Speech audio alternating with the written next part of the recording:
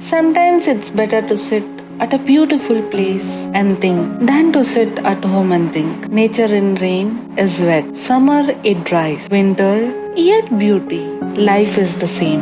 Munnar is not a place for you to visit. Most people come here and see absolutely nothing. Not because it isn't there, because they never look past the first car park. I used to be one of them. I have been to 20 places and come back from most of them feeling exactly the same as when I left, because sometimes it's better to sit at a beautiful place and think than to sit at home and think. Munnar changed something, not because it's beautiful.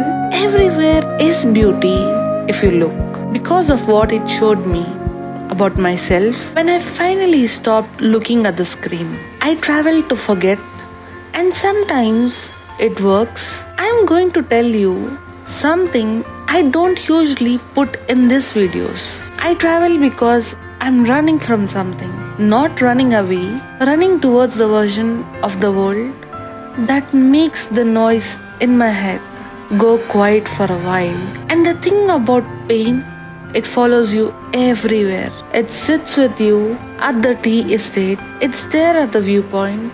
It's there in the car with you on the drive back. But sitting with it in a beautiful place is different from sitting with it at home. I don't know why. It just is. Day 2, one blurry photo, 0 coordinates, and no plan except to go further than the map ended. 3 things happened that day that I didn't expect. A viewpoint that isn't listed anywhere. A tunnel that does something to you I still can't fully name. And a hillside in Vagamon where I understood something I had been trying to understand for years. I'm not going to tell you what it is yet. Munambu. We found it by chance. I couldn't believe it was India. We weren't looking for this. There was a sign by the road, so small I almost drove past it. Like there was no one else there. That was a reason enough. The trail just starts. No fanfare, no crowd waiting at the top. Just trees and the sound of your own feet on the earth. And then the trees open, green hills, going all the way to wherever the sky decides to begin. The valleys, like it had nowhere better to be. And I thought, how many places like this exist that no one has put on a list yet? One thing before you go, looking for it, Munambu isn't on most tourist maps. It's on the road between Munnar and Varkala. We weren't even looking. We were actually leaving and we had to go to a tunnel. So there is an entry fee here. Go in the early morning or by the noon. It's the best part where you will enjoy the tunnel. Munambu and the tunnel are connected 1.5 kilometers apart. Like they were always meant to be one thing. The road to the tunnel doesn't feel like a road. It feels like a test of whether you actually want to be here.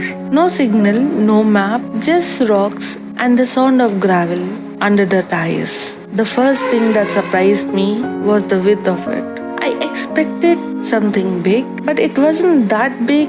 It was small. And the second thing, that the water looks so green and so complete. It was beautiful. Near the tunnel, there were a lot of people. So many that we cannot click a single pic of us, and we had to go in removing our shoes, socks. As we were going to Varkala, we weren't prepared. So standing here and seeing the tunnel also felt heavy. And standing so close to a waterfall, though it is not that big, but then it's way too awesome.